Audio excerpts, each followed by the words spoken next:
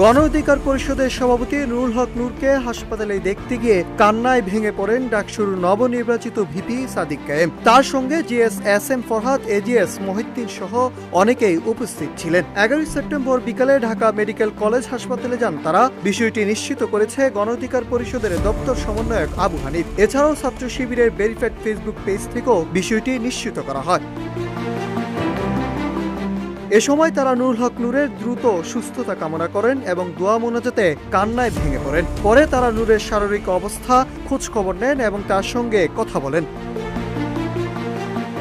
এদিকে 11 সেপ্টেম্বর সকালে ডাকসুর নবনির্বাচিত ভিপি সাদিক কায়েম সহ ঐক্যবদ্ধ শিক্ষার্থী জোটের সকল প্রার্থীরা রায়ের বাজার বধ্যভূমিতে মহান স্বাধীনতা যুদ্ধের শহীদদের স্মরণে দোয়া করেন। এরপর তারা জুলাই গণঅভ্যুত্থানের শহীদদের গণকবর জিয়ারত ও মোনাজাত করেন।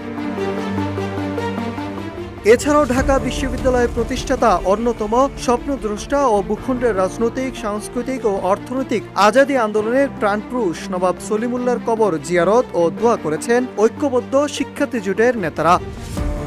Nahid Hasan, news desk, Ittefaq.